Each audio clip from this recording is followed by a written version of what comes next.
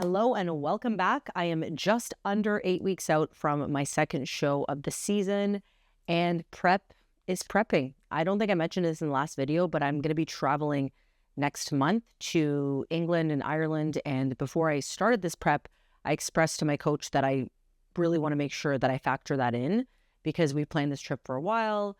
And quite frankly, I don't want to be like on a very, very, very strict diet at that time. However, that doesn't mean that I'm going to not track my food because I will be.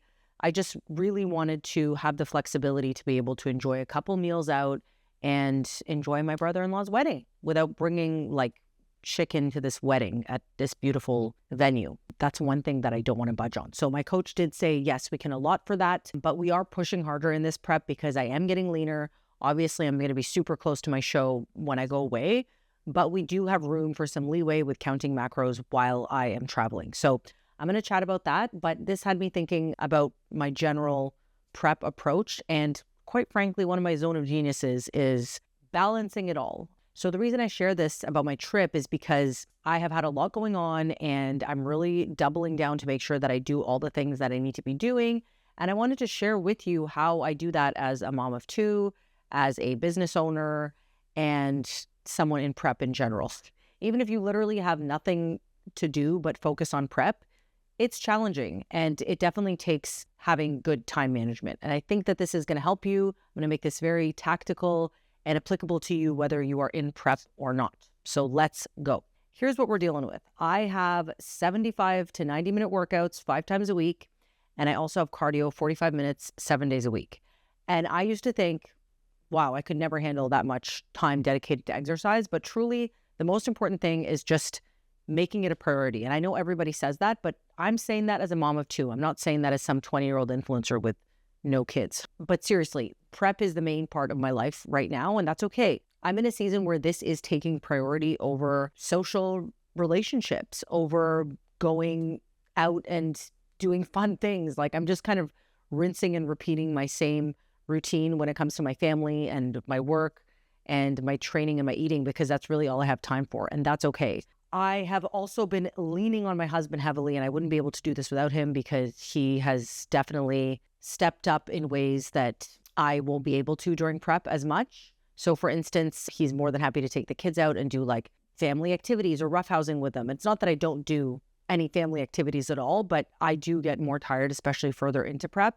And I'm just not going to be that high energy, like go, go, go kind of mom in that time. Like if the kids want to go and play soccer, he's more likely to do that with them when I stay home and quite frankly, just rest or get a little bit of the meal prepping done. So we're definitely a team in that respect.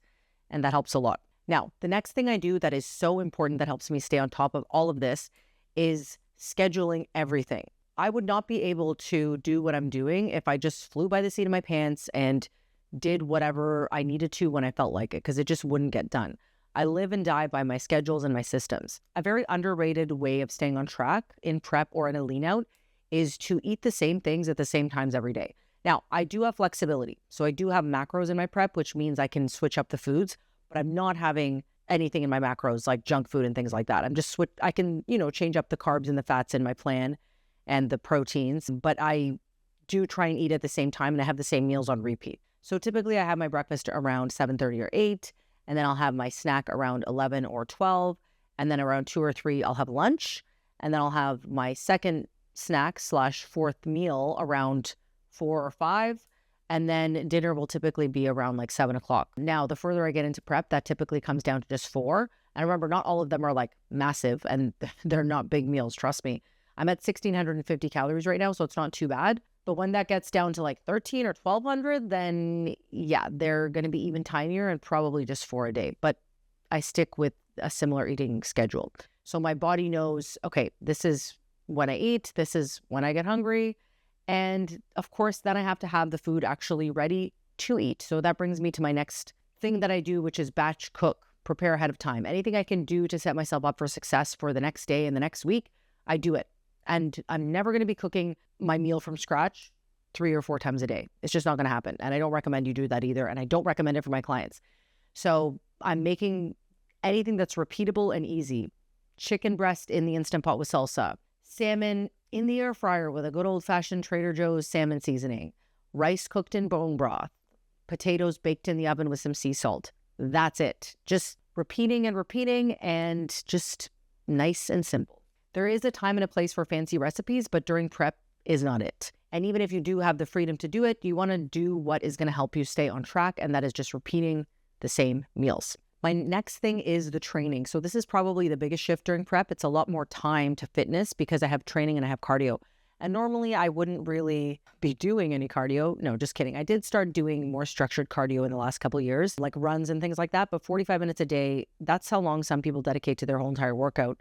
And yeah, it's a lot. Okay, so this is really where, again, it comes down to priorities. Right now, I'm not doing any major launches in my business. I'm not at the moment in a very busy season when it comes to that. I'm just managing my team, managing my clients, and just doing that. When I finished my last show, I had a launch and that was really, really busy. So I wouldn't have been able to do something like that during prep and still be able to function normally. So I'm definitely taking advantage of that and using a lot of my day to train and do cardio.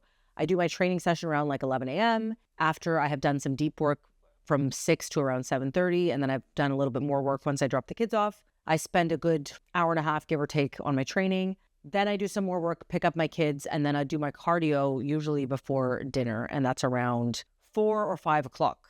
That's just what works for me. I don't like doing fasted cardio. Been there, done that. I just don't have as much output.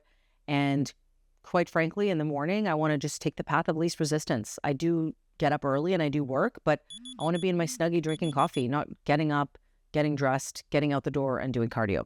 That's just me. So that's how I manage my food, my training, and set up my blocks in my day. And I kind of trim the fat when it comes to any other commitments. But one of the most important game changers that has helped me tie this all together is having a coach. I am a coach myself, but I am such a proponent of coaching for that very reason, because it eliminates my decision fatigue. During prep, I don't want to be thinking about what I'm doing. As minimally as possible, I want to be thinking about it. I want to be executing, showing up to the workouts, lifting heavy AF, getting my rest. That's on me. Eating the meals, like making the meals, that's on me. But just thinking about how much of this to eat and when to eat it and what kind of workouts to do. Like, I don't want to sit down and make those programs for myself. I certainly would be able to, but also in the context of a prep where you're really getting lean, I don't want to have that responsibility on my shoulders when I'm in that kind of state. I just want to execute, and I want to have that neutral set of eyes. So I'm not telling myself, oh, I think you're good. You're going to be lean enough, and I'm not pushing myself, or vice versa. I'm pushing too hard. So I'm very thankful for my coach, and I will definitely be staying with her for the long haul. This is such an important thing when you have a coach, if you are able to, is to have them not just when you're trying to lean out, but during the maintenance, during the building season, especially, because this is where you have that relationship, you know each other, she knows your body or he, and when you map out multiple phases together, you're going to have more success because you just have that background. So there you have it. Hopefully you got value out of this. If you did, please drop a comment below. What was your favorite takeaway?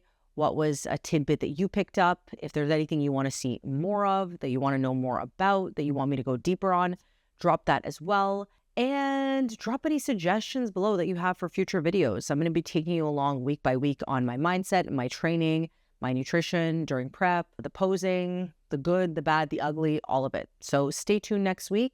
I just ordered a new suit, by the way, so I'll be possibly sharing that with you if I've officially placed the order and it's going to be coming on time and all that stuff. I'm going to go with that one.